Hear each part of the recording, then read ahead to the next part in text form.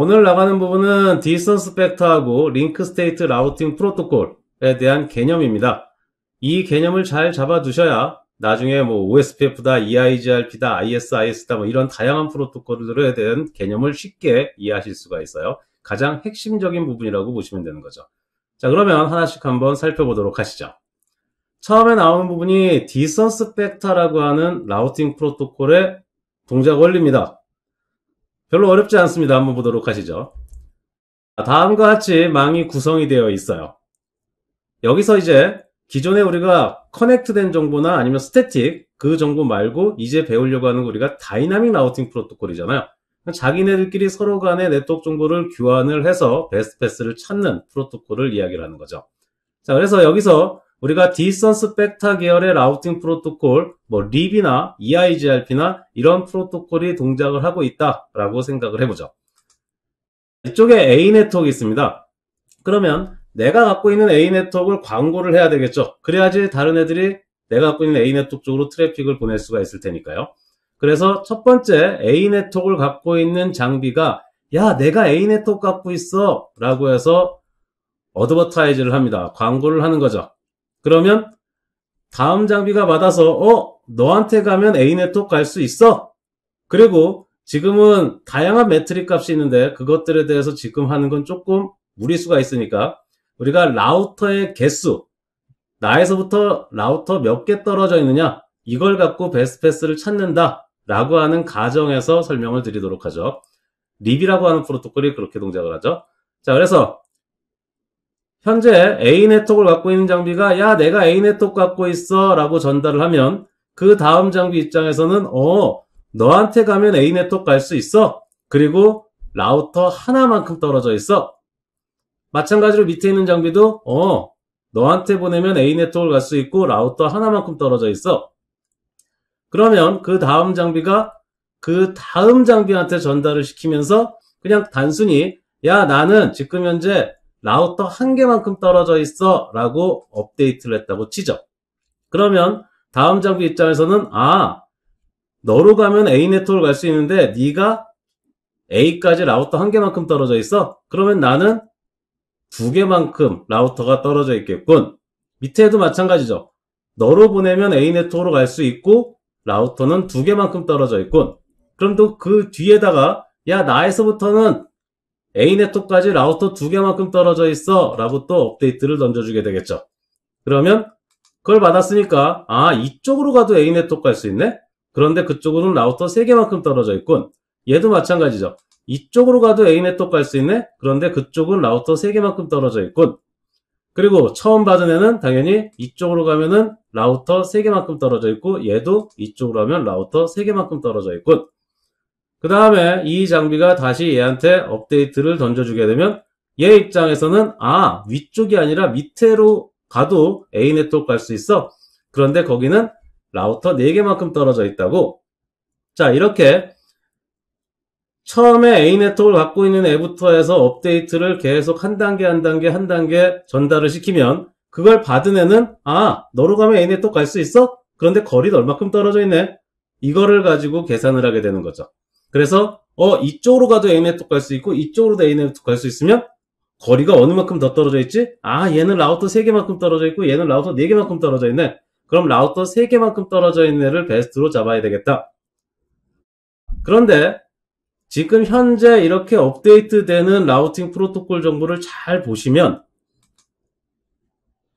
이 끝에 있는 라우터 입장에서 봤을 때 A 네트워크가 이쪽에 있는데 실제로 이 망이 어떻게 구성이 되어 있는지는 모르죠. 왜? A 네트워크를 얘가 얘한테 전달해주면 얘가 얘한테 전달해주고 얘가 얘한테 전달해주고 그러면 결국은 이 라우터 입장에서는 바로 옆에 있는 라우터가 야, 나한테 패켓 보내면 A 네트워크 갈 수 있어 라고 전달해줘서 알 뿐이지 이 뒤에 어떤 경로를 통해서 A 네트워크를 갈 수 있는지는 몰라요. 그러니까 지금 현재 이 빨간색으로 체크되어 있는 라우터 입장에서는 자기가 알고 있는 네트워크의 구조는 요게 전부 다입니다.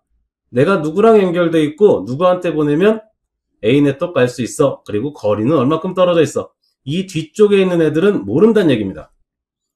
이게 디스턴스 벡터 라우팅 프로토콜이에요. 굉장히 단순하죠. 계속 한 단계 한 단계 한 단계 한 단계에서 업데이트가 들어오면 결국은 받은 애는 뭐만 알고 있는 겁니까? 해당 네트워크로 갈 때 어디로 가야 되는지. 지금 이 장비 입장에서는 위에서도 업데이트를 받았고 밑에서도 업데이트를 받았으니까 아하, 이쪽으로 가도 A 네트워크 갈 수 있고 이쪽으로 가도 A 네트워크 갈 수 있구나 라고 하는 방향, 벡터를 알게 됩니다. 그리고 위쪽으로 가면 라우터 3개만큼 떨어져 있고 밑으로 가면 라우터 4개만큼 떨어져 있다 라고 하는 디스턴스를 아는 거죠. 거리, 얼마나 떨어져 있는지. 이게 디스턴스 벡터입니다. 어떤 네트워크 정보가 있는데 내가 누구한테 보내면 A 네트워크로 갈 수 있는지, 그리고 그쪽으로 가면 얼만큼 떨어져 있는지, 이 정보만 알고 있는 거야. 다른 정보는 알지 못하는 거죠. 뭐하고 비슷하냐? 지금 현재 이제 우리가 교실에 들어갔어요. 교실에서 선생님이 애들에 대한 자리를 지금 현재 어떻게 위치되어 있는지를 알고 싶습니다. 그래서 선생님이 1분단, 2분단, 3분단, 4분단에 있는 애들한테 네 자리에 대해서 표시를 해서 나한테 내놔 라고 했습니다. 그러니까 각 분단에 있는 학생들이 이렇게 체크를 했어요. 나는 1분단 1열, 나는 1분단 2열, 그런가 하면 이제 나는 뭐 3분단 4열, 이런 식으로 나는 몇 분단에 있고 몇 열에 있다, 이렇게 전달을 시켰습니다. 이걸 이제 선생님한테 애들이 밖에 나가면서 쪽지로 저는요 B라는 학생이고요 1-2예요 이렇게 해서 주고 나가는 거죠. 그리고 이제 학생들이 전부 다 나갔습니다. 그리고 선생님이 R이라고 하는 학생이 어디에 앉아 있는 애지? 이게 궁금한 거죠. 그래서 R이라고 하는 학생이 몇 분단 몇 열에 앉아 있는지 학생들이 던져주고 간 자료들을 체크를 해서 R 학생을 찾았더니 4-2라고 써있네요. 그러면 선생님은 뭐만 할 수 있어요? 아하, 그 학생은 4분단에 있고 2열에 있구나. 4분단, 그게 팩터인 거죠. 4분단 계열 그 방향에 있고 그 다음에 두 번째 열에 있다. 거리. 이것만 단순히 알고 있는 것. 이게 뭐예요? 디스턴스 벡터 라우팅 프로토콜의 동작 원리입니다. 자, 그러면 링크 스테이트는 뭐가 다르냐? 링크 스테이트는 다음과 같이 똑같은 구조 내에서 링크 스테이트는 각각의 라우터들이 우리 망이 어떻게 생겼는지 토폴로지를 그려요. 그래서 토폴로지를 그리려면 뭐가 필요합니까? 그렇죠. 어느 라우터가 어디에 있는지를 알아야 되니까 라우터의 이름이 필요해요. 그래서 링크 스테이트 라우팅 프로토콜은 각각의 라우터들마다 라우터 이름이 필요하게 됩니다. 그게 OSPF는 뭐 라우터 아이디, 그 다음에 ISIS는 뭐 시스템 아이디, OTV는 사이트 아이디, 패브릭 패스는 스위치 아이디. 어쨌든 이름이 필요해요. 토폴로지를 그려야 되니까. 자, 그래서 우린 지금 현재 라우팅 프로토콜 라우터 쪽을 하는 거니까 그냥 다음과 같이 R1부터 R2, R3, R4, R5 해서 이름을 지어줬다고 치죠. 그러면 각각의 라우터들이 자기랑 다이렉트로 연결되어 있는 링크에 대한 정보를 가지고 패킷을 하나 만듭니다. 그걸 링크 스테이트 패킷이라고도 하고 ISIS는 그런가 하면 링크에 대한 정보를 전달한다 해서 링크 스테이트 어드버타이즈먼트 패킷이라고도 이야기를 해요. OSPF 같은 경우는. 어쨌든 자기 링크에 대한 정보를 패킷으로 만들어요. 그래서 예를 들어서 R1 같은 경우 보죠. R1 같은 경우는 나는 R2하고 연결되어 있고 R3하고 연결되어 있어. 그리고 R2하고 연결되어 있는데 요 사이는 R2하고 얼마큼 떨어져 있고 R3하고는 얼마큼 떨어져 있어. 그런데 우리가 지금은 전부 다 라우터의 개수로만 일단은 계산하기로 했죠. 디스턴스 벡터랑 똑같이 통일성 있게 설명을 드리기 위해서. 라우터 한 대만큼 떨어져 있다, 라우터 한 대만큼 떨어져 있다. 다 1이라고 체크를 하는 거죠. 그래서 R2 입장에서도 나는 R1하고 R4하고 R5하고 연결되어 있어. R3도 마찬가지로 R1하고 R5하고 연결되어 있어. 내가 지금 현재 누구랑 연결되어 있다 라고 하는 정보를 패킷으로 만들어서 옆에 애한테 던져주면 옆에 애가 그 정보를 받아서 데이터베이스에 저장해서 남의 걸 데이터베이스에 저장해서 또 옆에 애한테 던져주고 이렇게 하면 R1이 만든 패킷도 전체망으로 뿌려지게 되고 R2가 만든 것도 전체망으로 뿌려지게 되고 그럼 각각의 라우터들이 만든 패킷이 전체망으로 다 플러딩이 됩니다. 그러면 각각의 라우터들은 우리 망에 있는 모든 장비의 정보를 다 데이터베이스에 저장을 할 수가 있겠죠. 이것을 링크 스테이트 데이터베이스라고 이야기를 해요. 그러면 이 데이터베이스 정보를 가지고 뭐를 해야 돼요? 토폴로지를 그릴 수 있어야 되는 거잖아요. 그렇죠? 자, 그래서 R1이라고 생각을 해보죠. R1이 자, 이제 우리 망은 어떻게 생겼지? 토폴로지를 그리기 시작합니다. 그러려면 자기에서부터 얼만큼 떨어져 있는지를 계산해야 되기 때문에 자기의 패켓을 제일 먼저 갖고 와요. R1 걸 갖고 오는 거죠. 그래서 R1 걸 봤더니 자기는 R2하고 R3하고 연결이 되어 있대요. 아하, 나는 R2하고 R3하고 연결되어 있군. 그리고 나서 이제 R2의 정보를 갖고 오거나 R3의 정보를 갖고 와야 되죠. 그래서 R2의 정보를 먼저 갖고 왔다고 치죠. 그러면 제일 먼저 확인하는 건 내가 R2하고 연결되어 있다는데 R2도 나랑 연결되어 있다고 생각하나? 이게 서로 간에 맞아야 됩니다. 이게 안 맞으면 더 이상 그림을 못 그려요. 그래서 아하, 얘도 나랑 연결된 게 맞대군. 그 다음에 봤더니 얘는 R4하고 R5 두 개하고 더 연결되어 있네요. 그 다음 이제 R3를 갖고 옵니다. 그럼 마찬가지로 R3가 나랑 연결된 게 맞나? 아, 맞다고 하네. 그 다음에 얘가 또 R5하고도 연결되어 있다네. 토폴로지를 그리죠. 그 다음에 R4나 R5의 패켓을 갖고 와야 되겠죠. R5 걸 먼저 갖고 왔다 생각해보죠. 그러면 마찬가지로 R2하고 R3하고 연결된 게 맞나? 그것부터 먼저 확인을 하고요. 그 다음에 R6하고 연결이 또 되어 있네요. 그럼 이제 R4 거를 갖고 오면 R4가 R2하고 연결된 게 먼저 맞대고요. 그 다음에 R7하고 연결이 되어 있답니다. 그 다음에 R6 걸 갖고 오면 R5하고 연결된 거 맞대고 R7하고도 연결이 되어 있다네요. 그리고 R7이 R4하고 R6하고 연결된 게 맞답니다. 자, 이렇게 자신의 데이터베이스를 갖고 토폴로지를 그리면 우리 망이랑 똑같은 망이 만들어지는 거죠. 이것을 각각의 라우터들이 그림을 그리는데 전부 다 동일한 그림을 그리는 거죠. 왜? 동일한 데이터베이스를 가지고 토폴로지를 그리니까 다 동일한 그림이 그려지게 됩니다.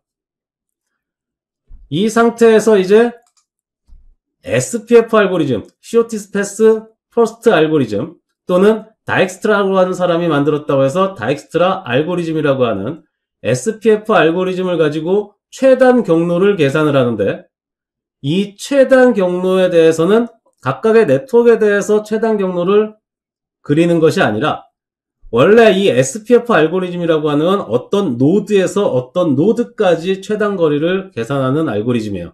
그렇기 때문에 각각의 라우터는 다른 라우터까지 가는데 네트워크가 아닙니다. 다른 라우터까지 가는데 최단 경로가 어떻게 되는지를 계산을 합니다. 그래서 최단 경로를 뭐 다음과 같이 예제니까 다음과 같이 그림이 그려졌다고 치죠. R2로 가는 데는 다이렉트로 연결된 데가 제일 가깝고 R3 다이렉트가 제일 가깝고 R4로 갈 때는 R2, R4로 가는 게 제일 가깝고 R5로 갈 때는 R3, R5로 가는 게 제일 가깝고 그 다음에 R7은 R2, R4, R7로 가는 게 제일 가깝고 R6는 R3, R5, R6 이렇게 가는 게 제일 가깝다. 이렇게 해서 SPF 알고리즘을 만들어서 각각의 라우터까지 가는데 최단 경로를 만들어요. 그리고 누구랑 연결되어 있다라고 하는 정보를 만들었다고 얘기를 했죠. 각각의 라우터들이. 그런데 저 안에는 누구랑 연결되어 있다라고 하는 정보도 있지만 실제로 저 안에는 내가 어떤 네트워크를 갖고 있어 라고 하는 정보도 같이 들어가 있습니다. 그래서 일단은 누구랑 연결되어 있다라고 하는 정보를 가지고 토폴로지를 그린 다음에 SPF 알고리즘으로 노드까지 가는데 각각의 노드까지 가는데 최단 경로를 만들고 나면 그 다음에 이제 각각의 네트워크에 대해서 베스트 패스를 선출해야 되겠죠. 예를 들어서 아까처럼 R7이 A 네트워크를 갖고 있더라. 그런데 우리 망에서 A 네트워크를 갖고 있는 애가 R7밖에 없어요. 그러면 R7까지 가는데 최단 경로가 이미 만들어졌죠. 그러면 구태여 A에 대해서 뭐 계산하고 자시고 할 게 없죠. R7만 갖고 있는 네트워크가 1000개 네트워크가 있다 하더라도 경로는 다 같아요. R7까지 가는 경로로 베스트 패스를 잡아주면 되는 거죠. 만약에 어떤 네트워크가 R7도 가지고 있고 R6도 가지고 있다. R7도 있고 R6도 있다라고 하면 어느 게 더 가까운지는 거기서 잠깐 계산해야 될 필요성은 있겠죠. 그런데 특정 장비 한 대만 갖고 있다라고 하면 뭐 계산하고 자시고 할 것도 없죠. 무조건 그 라우터까지 가는데 베스트 패스가 해당 네트워크에 대해서 베스트 패스가 될 겁니다. 이런 개념으로 만들어지는 게 링크 스테이트 라우팅 프로토콜이에요. 전체적인 토폴로지를 각각의 라우터들이 다 그려서 베스트 패스를 선출을 하게 되는 거죠.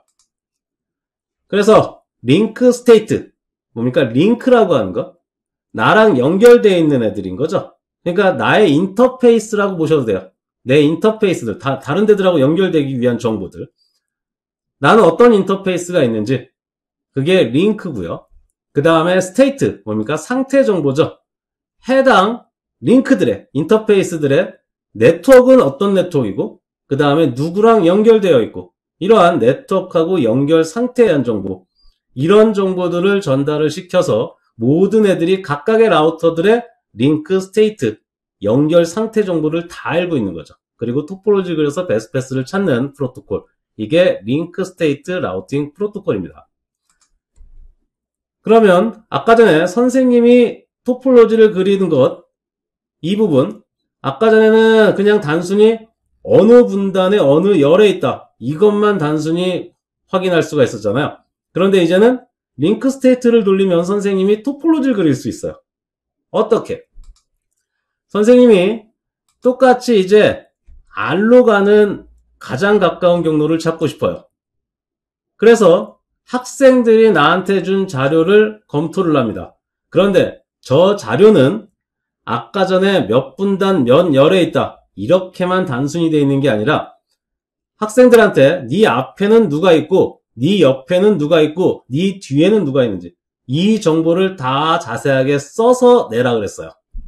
그러면 선생님 입장에서는 나에서부터 R까지 가는데 가장 가까운 경로를 계산하려고 하는 거니까 내 바로 앞에 있는 애는 누구지? 나랑 연결되는 애는 누구지? 그것부터 찾겠죠. 그래서 선생님이 토폴로지를 그리기 시작합니다.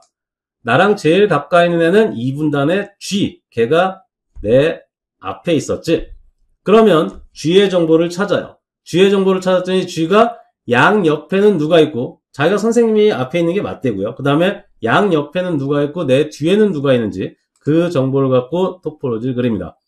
그 다음에 AHL 정보를 갖고 와서 또 그 옆에 있는 애, 그 뒤에 있는 애 이렇게 해서 토폴로지를 쭉 그려나가기 시작을 하는 거죠. 그럼 전체적으로 우리의 학급이 어떻게 구성이 되어 있는지를 알 수가 있게 될 겁니다. 그리고 나서 이제 R까지 갈 때 어느 쪽으로 가는 게 R로 가는지 가장 가까운지 GLQR로 갈 수도 있고 아니면 GHMR로 갈 수도 있고 그런데 선생님 입장에서는 문제될 게 없죠. 왜? 이렇게 가든 결국은 베스트 패스는 G한테 던져주면 되는군요. 그럼 내가 뭔가 R한테 정보를 전달해주고 싶으면 G한테 주면서 야 네가 이거 R까지 전달해줘 라고 주면 되겠죠. 어느 경로든 선생님은 베스트 패스가 G가 되는 거고 G가 이제 L로 보낼 거냐 H로 보낼 거냐 그것을 갈등을 해서 자기가 베스트 패스를 찾아서 L로 보내든 아니면 H로 보내든 하겠죠. 그래서 최단 경로로 그 정보가 R까지 도착을 하게 될 겁니다. 물론 경로가 같다라고 하면 로드 발레싱 되겠죠. 한 번은 얘한테 주고 한 번은 얘한테 주고. 좋습니다. 자, 이런 식으로 동작하는 게 링크 스테이트 라우팅 프로토콜이다. 그러면 동작 원리는 이렇고 그 외에 다른 특징은 없습니까? 다른 특징이 또 있죠. 디스턴스 벡터는 굉장히 오래전에 만들어진 라우팅 프로토콜이에요. 그래서 처음에 디스턴스 벡터가 만들어졌을 때는 애크널리지먼트라는 걸 만들지 못했어요. 아예 생각을 못했겠죠. 내가 업데이트를 던지면 상대방이 야 네가 던진 업데이트 잘 받았어 라고 응답해주는 그 애크널리지먼트를 만들지를 않았습니다. 디스턴스 벡터 처음 만들어졌을 때는. 그런가 하면 이제 링크 스테이트 라우팅 프로토콜이 나중에 만들어졌는데 링크 스테이트 라우팅 프로토콜 입장에서는 내가 업데이트를 던지면 걔가 잘 받았다라고 전달해주면 얼마나 좋을까? 라고 해서 애크널리지먼트를 만들었어요. 그러고 나서 보니까 이 애크널리지먼트 때문에 굉장히 큰 차이가 발생을 하게 됩니다. 뭐냐? 업데이트를 던질 때 디스턴스 벡터는 네트워크가 변경되면 변경됐다고 쫙 업데이트 던지는 거 외에도 애크날리지먼트를 만들지 않았으니까 내가 던진 업데이트를 상대방이 잘 받았는지 못 받았는지 알 수가 없어요. 그래서 상대방한테 정확하게 업데이트를 전달하기 위해서 주기적으로, 립 같은 경우는 30초에 한 번씩 주기적으로 업데이트를 던져서 받을 수 있도록 만들도록 한 거죠. 그런데 링크 스테이트 라우팅 프로토콜은 응답을 받기로 했으니까 주기적으로 업데이트를 할 필요가 없어요. 내가 10개를 업데이트 했는데 1개가 응답이 안 오면 응답이 안 오는 거에 대해서만 업데이트를 다시 던져주면 되죠. 상대방이 받았는지 잘 못 받았는지 알 수가 있으니까 주기적인 업데이트가 필요 없게 됩니다. 자, 그리고 디스턴스 벡터는 내가 던진 정보 중에서 내가 10개 네트워크를 던져야 되는데 이 10개 네트워크 중에서 뭐를 받았고 뭐를 못 받았는지 알 수가 없어요. 에크가 없으니까. 그러니까 업데이트 할 때 자신의 데이터베이스를 통째로 다 던지는 거죠. 야, 내 거 여기 있다. 통째로 다 던집니다.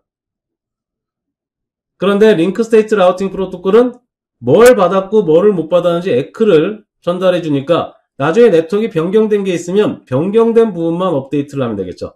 파셜 데이터베이스, 파셜 업데이트를 할 수가 있다라고 하는 장점을 가지고 있는 거죠.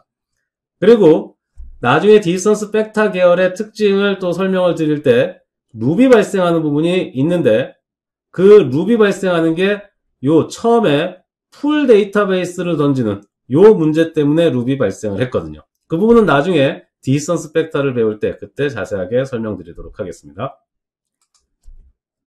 그리고 또 중요한 큰 차이가 하나가 있는데 디스턴스 벡터는 업데이트가 들어오면 자기가 베스트 패스를 계산해요. 그리고 나서 해당 네트워크의 베스트 패스면 다른 애한테 업데이트 해주고 업데이트 정보를 받았는데 기존에 내가 알고 있었던 정보가 베스트고 얘는 베스트가 아니에요. 그러면 업데이트를 하지 않습니다. 자기가 먼저 베스트 패스를 계산해요. 그러니까 만약에 라우터가 100대가 있다라고 가정을 하면 업데이트를 던지면 얘가 베스트 패스를 계산해서 베스트 패스면 업데이트 던지고 또 받은 애도 지가 계산을 해서 베스트 패스면 업데이트 던지고 또 다음에도 계산하고 베스트 패스면 업데이트하고 이렇게 한 단계 한 단계 갈 때마다 베스트 패스를 다 계산을 하게 됩니다. 그런 반면에 링크 스테이트 라우팅 프로토콜은 모든 애들이 데이터베이스가 다 동일해야 돼요. 그게 전제 조건입니다. 어떤 애는 어떤 링크가 있다고 생각하고 얘는 없다고 생각하고 이러면은 문제가 심각해질 수가 있습니다. 그래서 링크 스테이트 라우팅 프로토콜은 업데이트가 들어오면 자기가 베스트 패스를 계산하기 전에 먼저 업데이트된 내용을 전체망으로 쫙 뿌려요. 그래서 모든 애들이 다 데이터베이스를 동일하게 만드는 걸 제일 먼저 합니다. 그리고 나서 모든 애들이 다 업데이트를 받았으니까 동시다발적으로 베스트 패스를 계산을 하게 됩니다. 그러니까 업데이트 될 때마다 베스트 패스를 계산해서 업데이트 던지는 거하고 전체적으로 쫙 뿌린 다음에 거의 동시에 베스트 패스를 계산하는 거하고 누가 더 빨라요? 그렇죠. 디스턴스 벡터가 컨버전스 타임이 느리고요. 링크 스테이트 라우팅 프로토콜이 컨버전스 타임이 빠릅니다. 자, 그런데 이제 여기까지 들으시면 질문을 하시는 분이 있을 거예요. 이미 EIGRP라고 하는 프로토콜까지 공부하신 분은 EIGRP는 애크날리지가 있는데요. 그렇죠. 링크 스테이트 라우팅 프로토콜이 만들어진 다음에 EIGRP가 만들어졌거든요. 그러니까 EIGRP는 디스턴스 벡터 계열인데 애크날리지먼트가 없으니까 이런 문제가 있네? 그러면 나는 디스턴스 벡터지만 링크 스테이트의 애크날리지먼트를 갖고 와야 되겠다라고 해서 그것을 갖고 옵니다. 그러니까 에크를 받으니까 트리거드 업데이트만 수행하면 되고 파셜 업데이트만 수행하면 되는 거죠. 그래서 링크 스테이트의 장점을 좀 갖고 온 EIGRP. 걔 때문에 이제 우리가 디스턴스 벡터라고 하는 거에 대해서 굉장히 혼란을 가져올 수가 있게 돼요. 그리고 EIGRP는 디스턴스 벡터가 업데이트가 굉장히 느리다라고 하는 문제를 또 해결하기 위해서 백업 경로를 미리 만들어 놓은, 계산을 할 때 주 경로 말고 백업 경로를 미리 계산을 해놔서 주 경로가 죽으면 백업 경로를 바로 라우팅 테이블에 내려보내서 통신을 할 수 있도록 또 이렇게 만들어 놨어요. 그래서 시스코에서는 디스턴스 벡터는 슬로우, 링크 스테이트는 패스트, EIGRP는 very fast 이렇게 얘기하고 있는데 실제로 그렇진 않습니다. 백업 경로가 있는 경우는 very fast지만 백업 경로가 없는 경우가 더 많아요. 그렇기 때문에 그런 경우는 slow, 디스턴스 벡터의 특징 그대로 갖고 있다라고 보시면 됩니다.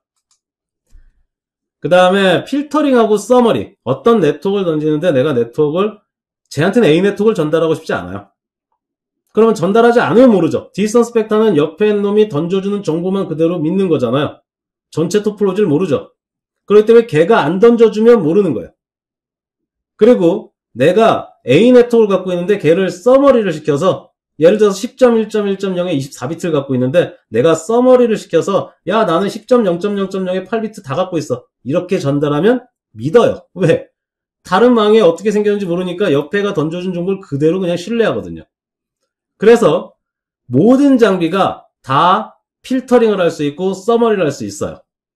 그래서 굉장히 유연하게 할 수 있습니다. 디스턴스 벡터는. 그런데 링크 스테이트 라우팅 프로토콜은 나중에 링크 스테이트 라우팅 프로토콜을 자세하게 배우시면은 당연하다라고 생각하시겠지만 일단은 데이터베이스가 다 동일해야 돼요. 그게 첫 번째 조건이라 그랬죠. 그렇기 때문에 얘한테는 A 네트워크를 전달하고 쟤한테는 A 네트워크 전달 안 하고 이게 안 돼요. 그리고 얘한테는 10.0.0.0에 8비트를 전달하고 쟤한테는 10.1.1.0에 24비트를 전달하고 이것도 안 돼요. 모든 애들이 물론 나중에 에어리어라는 걸로 나누긴 하지만 지금은 이제 그런 부분보다는 링크 스테이트의 특징을 설명드리는 거니까 모든 애들이 데이터베이스가 다 같아야 되기 때문에 중간에 있는 애들이 필터링을 하거나 서머리를 할 수가 없습니다. 그런 부분에 대해서는 좀 제약적일 수가 있죠. 그런 제약을 극복하기 위해서 또 에어리어라는 걸 또 나누긴 했습니다. 자, 이런 특징들이 디스턴스 벡터하고 링크 스테이트의 특징인 거죠. 그래서 앞부분에서 디스턴스 벡터가 동작하는 원리, 아주 기본적인 원리인 거죠. 그 다음에 링크 스테이트가 동작하는 아주 기본적인 원리, 그 부분에 대해서 일단은 숙지를 해주시고 그 다음에 디스턴스 벡터하고 링크 스테이트의 특징들, 그렇죠? 얘는 과거에 만들어져 있어서 이런 특징을 갖고 있는 거고 얘는 그것을 극복하기 위해서 만들어서 조금 더 효율적으로 만들어지게 된 거죠. 이 특징들을 반드시 기억을 해주셔야 그 다음에 우리가 배우는 라우팅 프로토콜에 대한 정보들에 대해서 여러분들이 쉽게 이해를 하실 수가 있게 됩니다. 항상 말씀을 드리는 거지만 기초를 무시하시는 분들이 굉장히 많습니다.